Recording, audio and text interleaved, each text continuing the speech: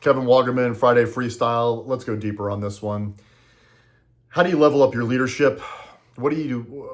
What's the best way for us to elevate ourselves in our leadership journey? I think there are lots of different answers to that question.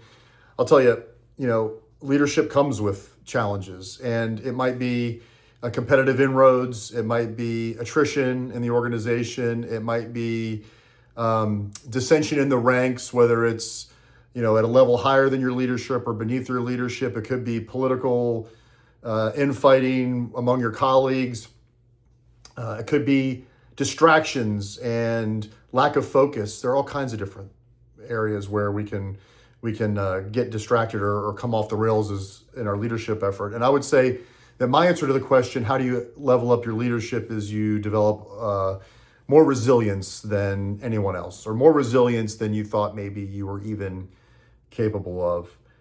Because if we're not careful, the leadership journey can become discouraging, because it's not like challenges are the exception to the norm. If the more you elevate in your leadership journey, the more challenges are going to present themselves that you need to solve, and your ability to influence and your ability to grow in leadership is in direct proportion to your ability to solve problems.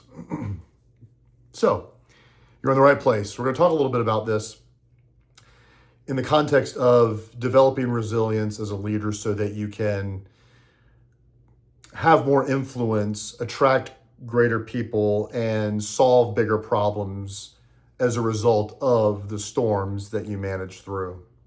So, if we know that anyone can lead in pleasant times when everything's turning up aces, if we know that, or at least most people can lead in those areas, we know that you're going to flourish as a leader and elevate as a leader based on your ability to embrace and solve challenges and lead through adversity. Let's get a game plan together here. And from my own experience in coaching leaders for many years now, I will tell you that eight key things jump out. And we're going to spend some time on these. And I'd like to also address the fact that leadership resilience isn't something that someone is born with. It's something that you can cultivate. It's something that you can work on. There's a framework that you can attach to it that I'm going to walk you through today that will help you as you progress through your leadership journey. It has to do with mindset, it has to do with skill set, and it has to do with the things that you decide to do along the way that are going to forge you, right, through the difficult times, not to get around the difficult times. So let's talk first. These are in no particular order except for the first one. The first one is point number 1 out of the 8, is that you want to prepare before the chaos arrives. Now, there's a lot of different ways to do this. You can talk about practice. You can talk about developing your mission, your vision, your principles. In fact, I have a whole lesson on mission, vision, principles. I also take my coaching clients through it. Mission. Why do you exist, at least in this season of your life? Why do you exist? Do you have something that you can articulate? Vision. Where are you taking? Where are you going in the future? Where would you like to take the organization at a high level? Forgetting about all the steps and how to get there for a minute, but high level, what direction are we going in? And your principles. What are your non-negotiables? What are your values? What are the things that you're going to hold yourself accountable to?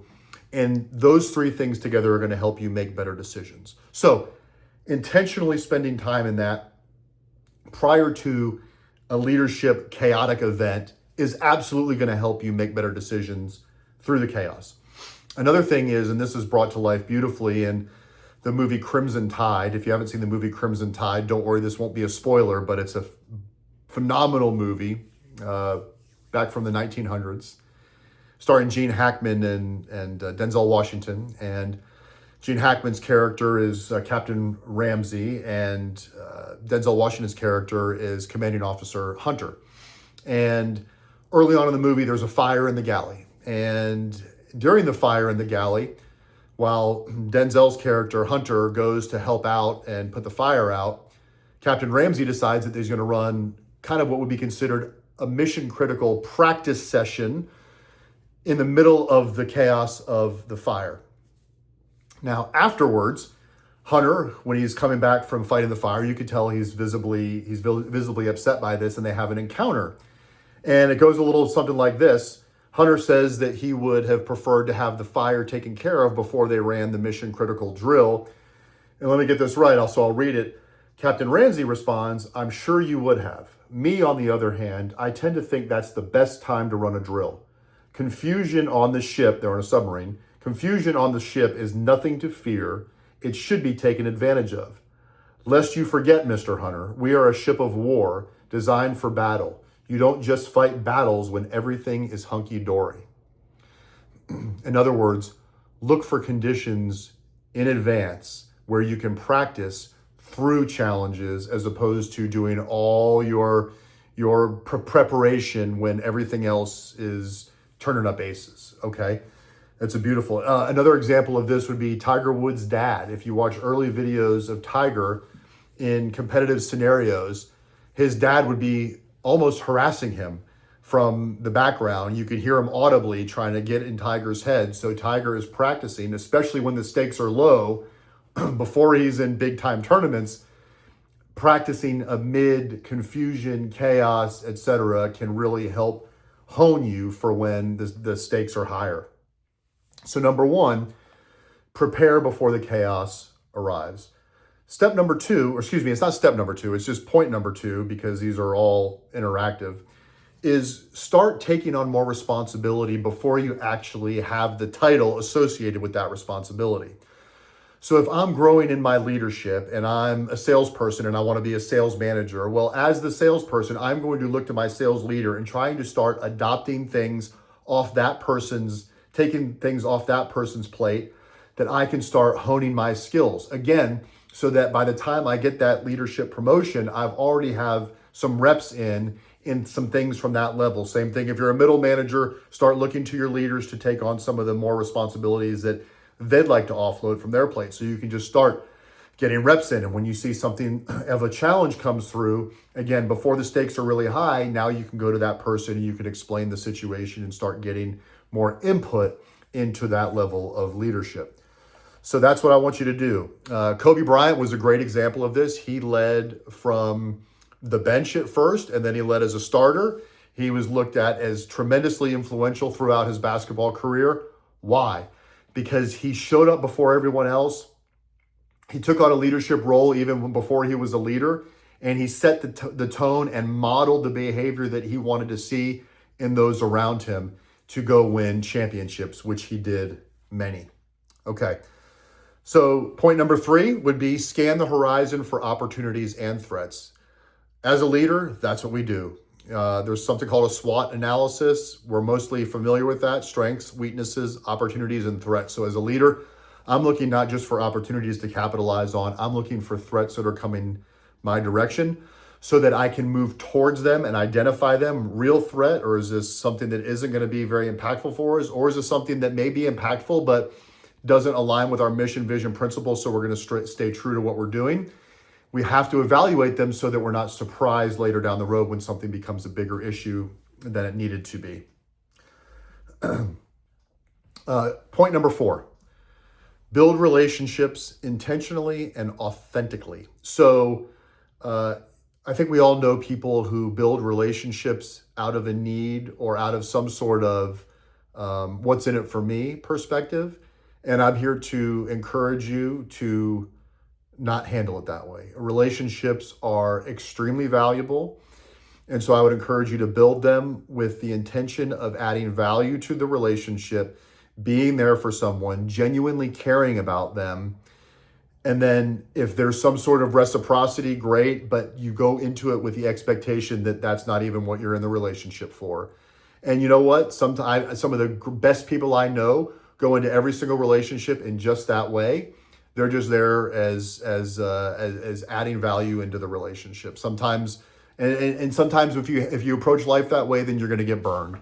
But you know what? That's okay, because the other extreme is you approach life constantly being on alert, not trusting anybody, and so we build relationships authentically and we add value to them.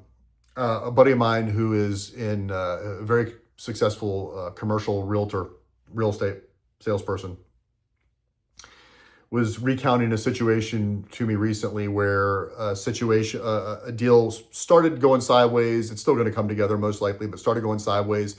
And one of the parties of the contract was screaming and yelling and stomping their feet. Now, to bully your way into getting what you want can work from time to time in the short term, but the person that he was bullying and yelling in this scenario also has implications on potential deals that this group would like to do down the road, and therefore made it very, very difficult for himself to then have this person be an advocate for them in the transaction, or at least favorable to them in the transaction in future deals. It's just a short-sighted way to transact or to build relationships. Point number 5, when you get your team together, especially when you're making decisions, especially when you're navigating through chaotic times, think COVID, think competitive landscape disruption, think technology, and we're making some difficult decisions here. Boy, I've seen this happen over and over again where consensus building leaders have trouble ever getting to a decision until it's later than it ought to be. So what we really want to do is we want to gather our teams. We want to listen.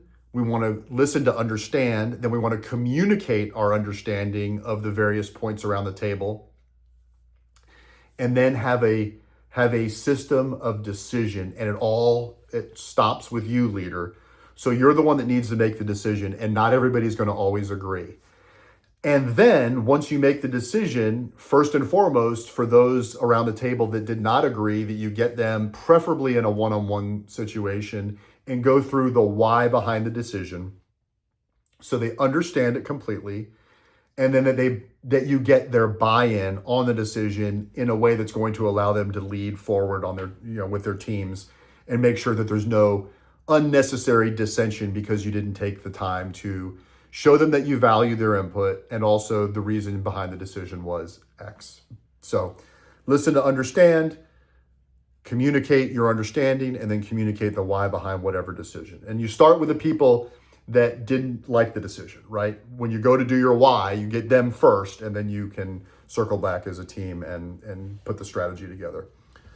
Okay, this is another big one and another big leader miss, just calling it what it is. I see emotions run high. So point number 6 is be the calm in the storm. Be the calm in the storm. Now that sounds easy, but I created an acronym that would help you. This is a framework. You might want to write it down. CALM, C-A-L-M.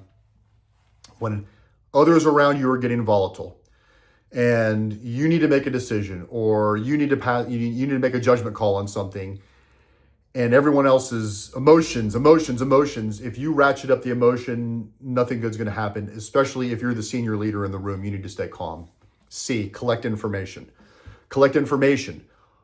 What's being said about the decision? Are there multiple sides to the story? Are all the stakeholders in the room? Do you need to call a break and go call somebody or gather more information in order to make a good decision? C, collect information.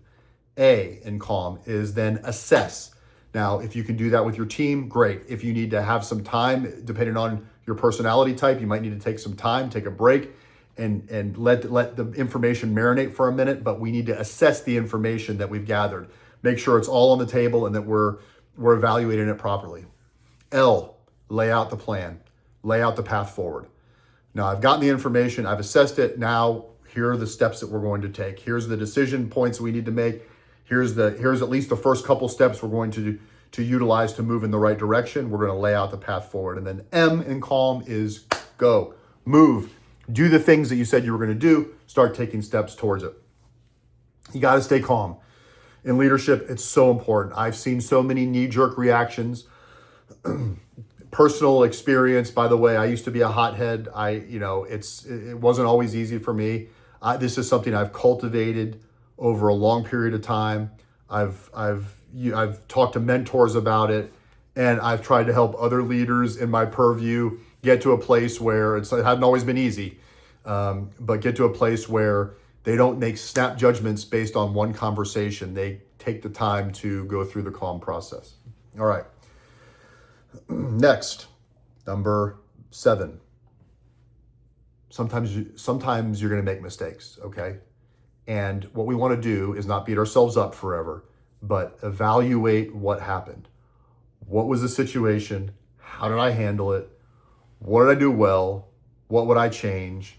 Sometimes writing it down is helpful to capture the lesson. Sometimes talking about it with someone else, whether it's somebody else on the leadership team or a spouse or whoever, will lock in the lesson. And then I'm going to encourage you, once you learn the lesson, then there's nothing to come from worrying about the past or ruminating over it or beating yourself up over it.